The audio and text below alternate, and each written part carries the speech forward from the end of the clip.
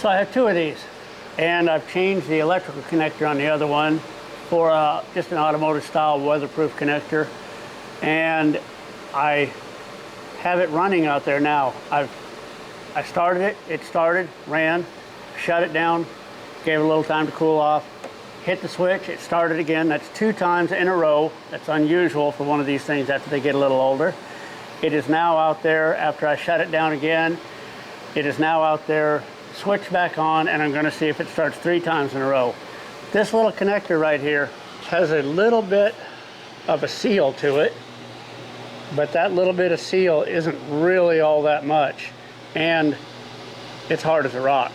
So moisture can get in here after years and years, and it goes together like the pins slide together really easy. So I think that's part of the problem. The resistance in the plug isn't giving it quite enough amps to heat the glow plug up to ignite the fuel.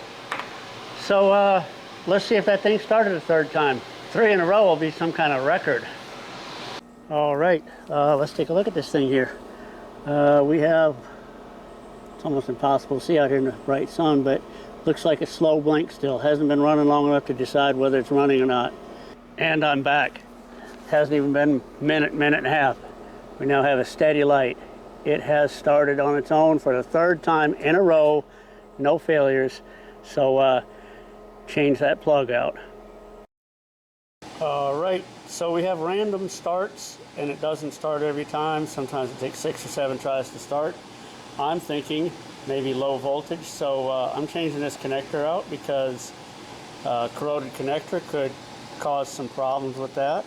The connector never really felt warm or hot, but it did feel kind of warm. The 2 connectors I had to choose from was this style and this style right here. So I went with one of these. I just connected the 2 wires to the red and the black. I didn't use the blue.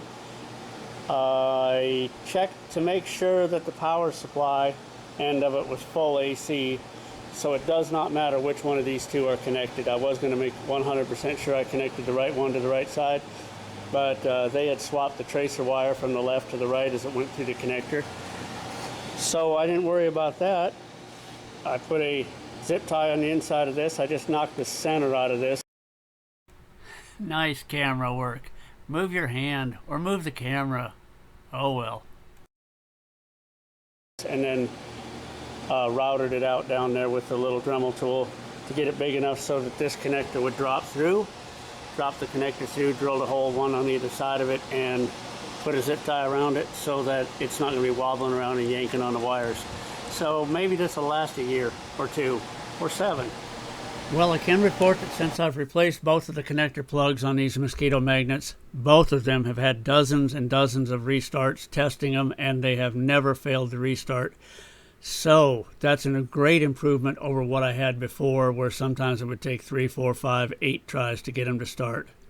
I have done other repairs, such as changing out the igniter, changing out the gas filter, or cleaning the gas filter and checking the orifice, things like that. What I'm checking out right now is something that I found online, is a replacement for Lurex 3. It's a homemade recipe, so I'm checking to see if it'll work. As anybody who lives in the South knows, Octenol does work a little bit, but it does not work anywhere as near as well as the Lurex 3 did. And for some reason, they discontinued that. So I will be doing a video showing some testing on that. Also available on Thingiverse is a 3D printable cartridge to hold your Lurex 3 mixture. I'll put a link to that in this video and in the video that I do on the Lurex 3, whether it works or not. Good luck with your mosquito magnets out there.